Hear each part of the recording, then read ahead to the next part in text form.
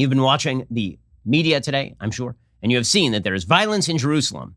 Now, the way the media cover this sort of stuff is they always suggest that it's a cycle of violence. Both sides are to blame. This is because the media are ignorant and stupid and have no expectations of humane and decent behavior by radicals in the Palestinian community. Now, the vast majority of Palestinians are not people, presumably, who want to engage in violence and terrorism. But there are a lot of people in that community who do, in fact, want to engage in violence and terrorism, and those people tend to occupy the highest rungs of Palestinian governmental structures. Hamas runs the Gaza Strip. It is an open terrorist group. Islamic Jihad and Fatah are the other groups that run Judea and Samaria, the so-called West Bank. Okay, those groups are terrorist groups. They've been terrorist groups for a very long time. Now, the pretext for all of this is the eviction of some Palestinian families from Sheikh Jarrah, from homes in Sheikh Jarrah.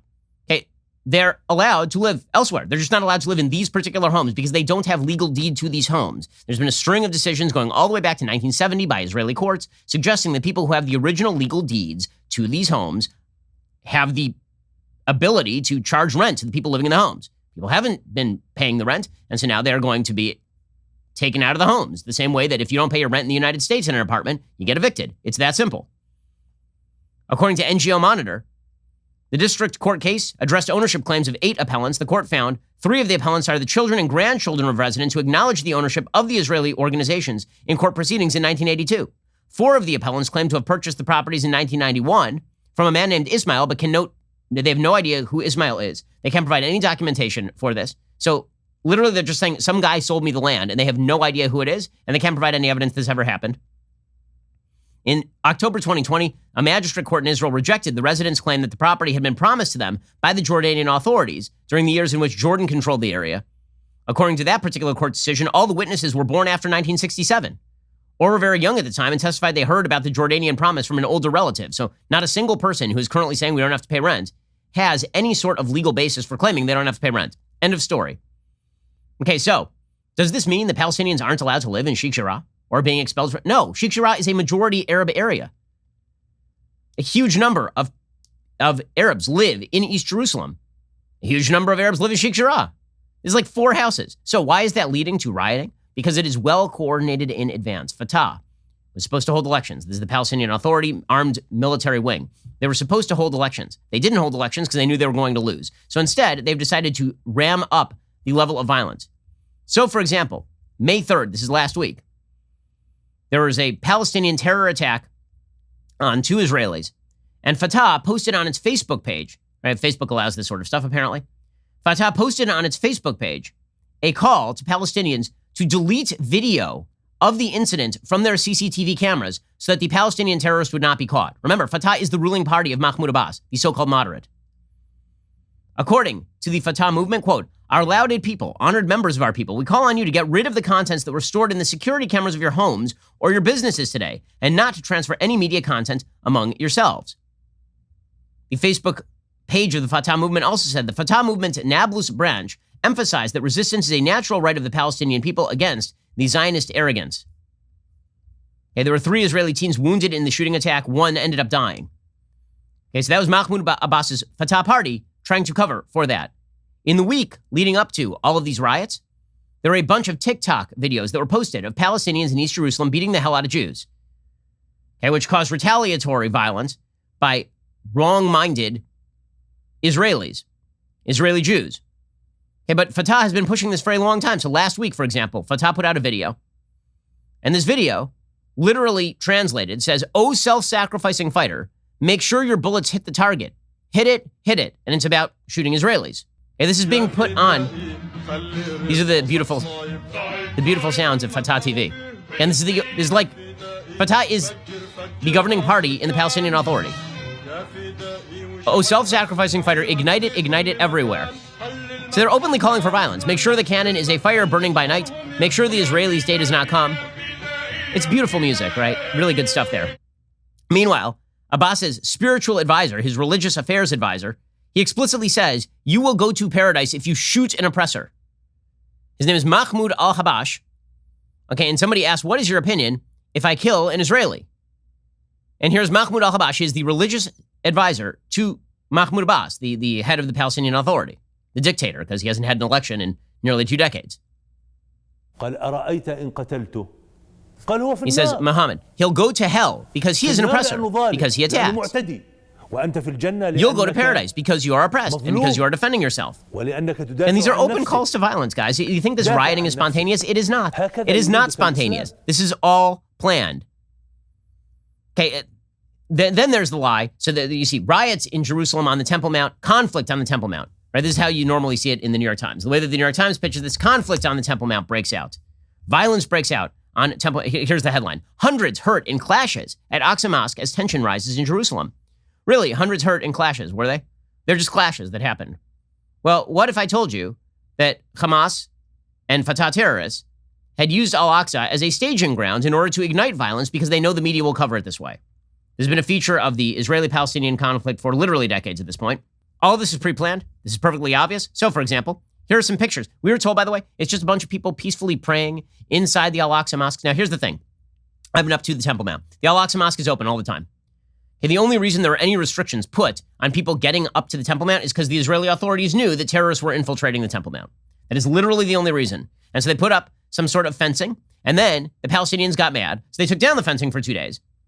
And then the Palestinians still got mad. So it turned out it wasn't about the fencing at all. So you have a bunch of particularly young Arab men who went up into the Al-Aqsa Mosque, and they brought with them giant piles of rocks. Because that's what I do. When I go to synagogue, I immediately bring with me things I can throw at the cops. I like to bring guns and fireworks and all sorts of stuff. Here are some pictures of Hamas in the Al-Aqsa Mosque. You can see, just piles of rocks. They just brought piles of rocks. Okay, this is people up on the Temple Mount who are setting fires. Lighting fires, really enjoying themselves up there on the Temple Mount, supposedly this deeply holy site. I can tell you what Jews don't do at their holy sites. Okay, no Jews in Israel are using their holy sites for this sort of activity, so far as I'm aware. And if they are, it is criminal under Israeli law. Okay, these are people who are holding up Islamic Jihad and Hamas flags on the Temple Mount. And these are the flags of terrorist groups on the Temple Mount. Here you have a bunch of people who are wearing those green headbands are Hamas headbands. And they're holding up copies of the Quran, and some of them are holding up weapons. It's good times, right? It's good times up there on the Al-Aqsa Mosque compound. Clearly, these are people who are there just for, a little bit of religious scholarship at the end of Ramadan. Now, again, I don't think this represents most of the people in the Palestinian areas who would just like to be left alone and live their lives. I think this represents the militant wing of these corrupt governmental bodies that are terrorist groups. So yesterday, you started to see members of the media who are ignorant and stupid pass around video of people chanting on the Temple Mount, right? These are Palestinians who are chanting on the Temple Mount. And they're like, look at these people resisting Israel. Look at how they're resisting Israel, Israeli oppression. Okay, so here is the video, and then I'll tell you what they're saying.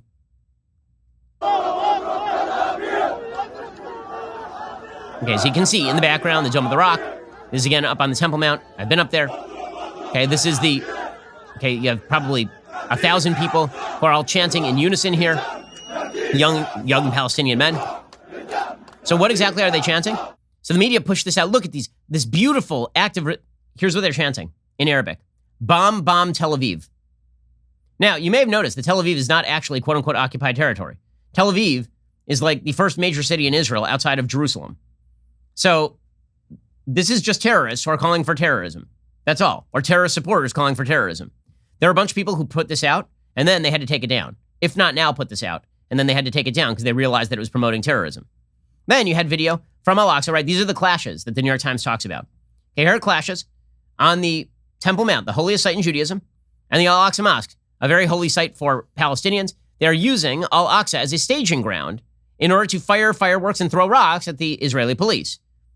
They were generating conflict because they know the media are suckers for this stuff, and they know that the media are always going to blame Israel in any sort of conflict. Doesn't matter that every statement from the Israeli government has been, we want you to be able to exercise your religious freedom, but you know what you're not allowed to do is go up there and bring rocks into the Al-Aqsa Mosque and chuck them at the police. But here they were doing, this is, again, soft bigotry of low expectations, or the full bigotry of no expectations. Here are people using a mosque as a staging ground for terrorism. There they go, just firing at the cops. By the way, you should know. You know how careful the Israeli police are about not offending Arabs up on the Temple Mount? So when I was up on the Temple Mount, which would have been October of 2019, when I went up to the Temple Mount, it was Sukkot, right? So it was one of the last days of Sukkot. It was called Hoshana Rabbah. We go up there. You're not allowed to pray as a Jew openly on the Temple Mount, which, by the way, is an act of actual discrimination. If you're an Arab, you can pray wherever you want up on the Temple Mount. If you're a Jew and you stop and you pray, then Arab guards will rush at you and they will yell at you that you're not allowed to pray up there. So we stopped for just a moment and we were saying prayers from our phones, right? You try to make it look like you're not praying. And you say some prayers from your phone. Okay, and then members of the Al-Aqsa Mosque guards run up and start screaming at people. Okay, so people start moving on. And one of the guys in our group had brought along with him some branches, some willow branches. One of the ceremonies you do on Hoshana Rabbah is you take the willow branches and you beat them on the ground. Okay, so he did that for like a second. The Mishnah, the Israeli police, not the Arabs, the Israeli police ran up to him and started to arrest him for literally taking some branches and hitting them on the ground. A bunch of Arab women who were up there ran over and started chanting Allahu Akbar, because this is ground that is so holy to them that Jews can't be up here, et cetera, et cetera. Okay, well, the Mishnah went right along with this, right? They moved us all off the Temple Mount. Fine. There are people who are stockpiling rocks and fireworks and weapons up there, and apparently the media think that's totally fine. Okay, again, the media don't know anything about this conflict, and so they pretend they know something about the conflict, and then they lie to you about the conflict.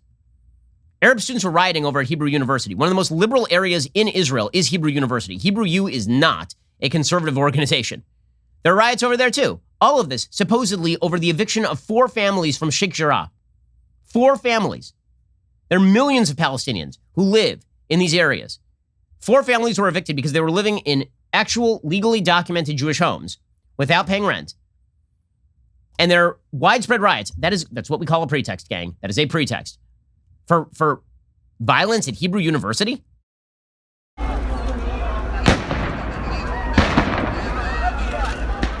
This is all coordinated from above. This is coordinated by Fatah. It is coordinated by Hamas. And this all culminated in Jerusalem Day. So there are all of these events that are packed together. The last day of Ramadan was this week. And then Jerusalem Day, which is the day that Israel won in 67 war. They won these areas of Jerusalem. There is this march that happened through Jerusalem. That, of course, sparked violence because the Arabs can't allow Jews to march through Jerusalem, which is sovereign Israeli territory. They can't allow that. And then there were full-scale attacks on people who were just driving. So there's something called the Jericho Road, which surrounds Jerusalem. There's a Jewish driver who was driving on the Jericho Road, and he was stoned. Right? The Palestinian youths started throwing rocks at his car. He was hit in the head. His car went out of control. You can see his door is open as he's driving because his door is wrenched open. He was hit in the head with a rock. Okay, so what you're about to see in this video is he swerves because he has lost control of the car. And then people rush up to the car and they start trying to drag the guy out of the car and beat him to death with rocks. You can see they're running over there. Yeah, they're throwing rocks at the driver. He only drives them away because he takes a gun and he fires it in the air a couple of times, a couple of warning shots. Then the police arrive. And the police are trying just to defend this driver from being murdered on the street.